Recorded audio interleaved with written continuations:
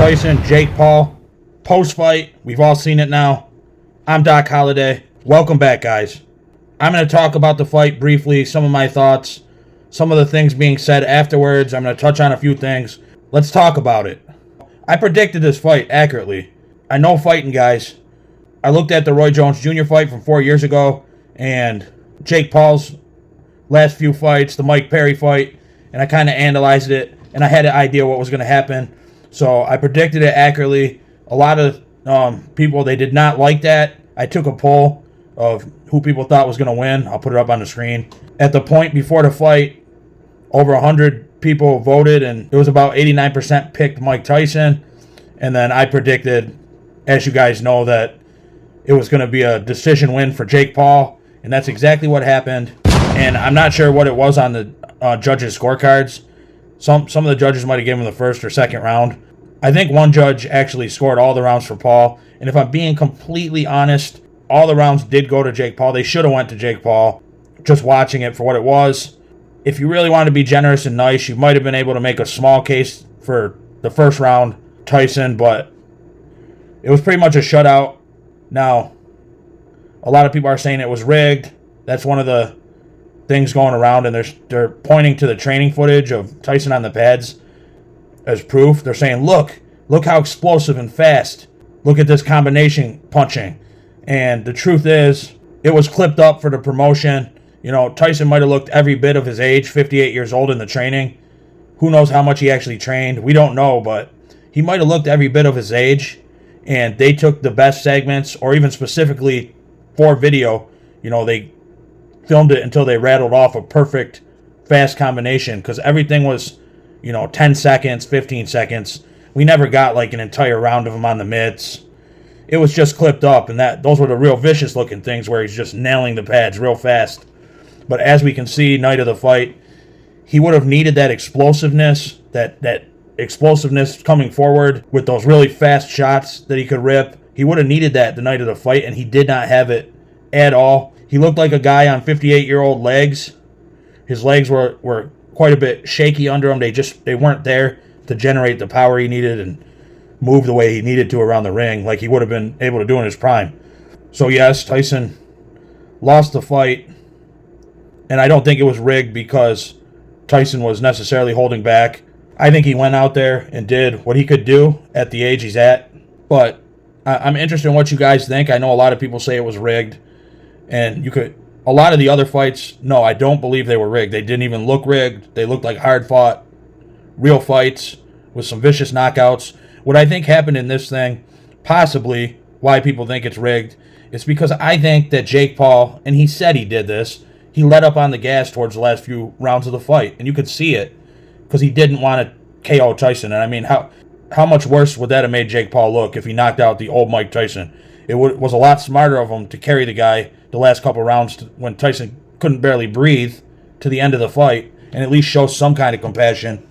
And a lot of people might have felt the same way as I did watching this. It was kind of a sad thing to see, the end of a great fighter that people held up as almost immortal. And I was saying before, he's human. He's only human. He's 58 years old. That's what I said.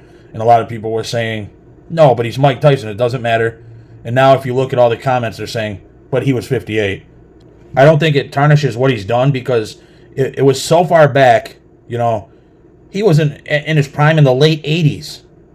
I mean, he was the champion, I think, in 86. I wasn't even born for 2 years at that point. And he's fighting a guy now 31 years younger than him. So when Tyson won the heavyweight championship of the world, Jake Paul wasn't even in his dad. I will say one positive takeaway from this, and it was a good thing, is there's $20 million in Mike Tyson's pocket, for 8 rounds. He's going to be sore probably, but 8 rounds, $20 million in his pocket. No, I don't think it was rigged, but I do think Jake helped carry him to the end of the fight by not really trying to turn it up. And you could see kind of in the prior rounds to the last 2 rounds, Jake was throwing a little bit more. He was throwing a little bit harder. And then it seemed to slow down those last 2 rounds. And he said he was scared. He probably was a little bit afraid in the first round, but Tyson gassed out by the end of the first round. You could see in his corner, 2 minutes in. And that's why they requested the 2-minute rounds to make it through.